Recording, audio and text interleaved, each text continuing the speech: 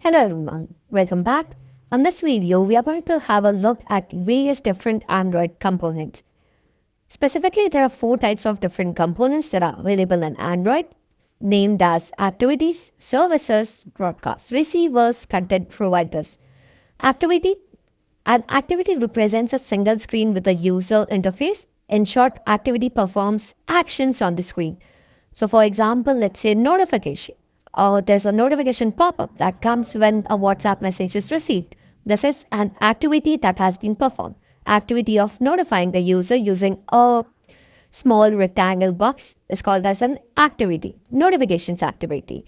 Let's say your battery is low. You get those symbols, you get those notifications where your battery has been reduced from 15%, or let's say reduced to 15%. You are on low battery, you get that notifications. That notifications is again a part of the activity. So that's a notifications or low battery activity.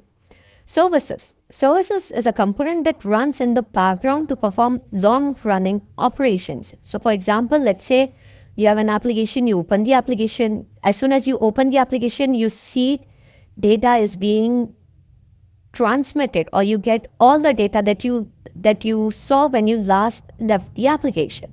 So services is a component that helps you to gather all of these data from the memory and save it or show it on inside your application. So that's services.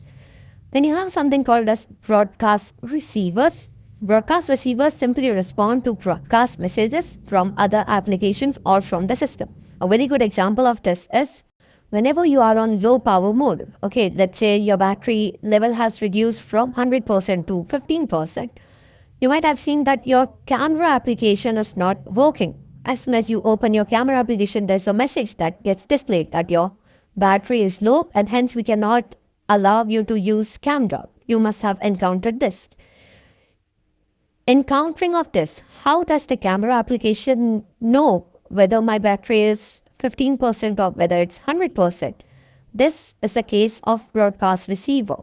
A camera application has a broadcast receiver set up with it, wherein all the broadcast messages. So as soon as your battery gets low till 15%, it sends a broadcast signal to everyone, stating that the battery of the phone is low to 15%. And all the broadcast receivers receive this message, and in turn, they act accordingly to this message. Another example for this is, let's say you put your phone on to airplane mode, okay, and you are going to receive a WhatsApp call. If the phone is on airplane mode, you should not get that WhatsApp call, or you should not receive that WhatsApp call, right? How can this be possible? Okay, or let's say not just WhatsApp call, let's say normal call. As soon as you open, or as soon as you put your phone on airplane mode, you should not be receiving any calls. How will the phone app know that you're not going to receive a call, or you should not make a call?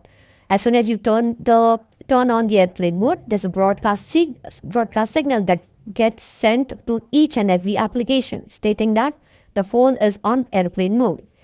And in turn, the phone application will act accordingly. It's going to say that since the phone is on airplane mode, I can neither make calls, neither I can receive any calls. And that's how broadcast receivers come into picture. The final fourth component that we are going to have a look is about content providers. A content provider component supplies data from one application to others on request.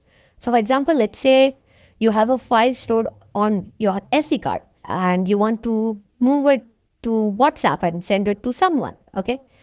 So what's going to happen is you are going to go inside the file explorer, and you're going to select that particular file and click on share.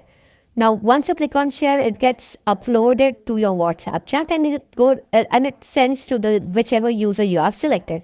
But what happens at the back end is content providers take this file, they read the file, and they write the file inside WhatsApp, and then they are going to send it.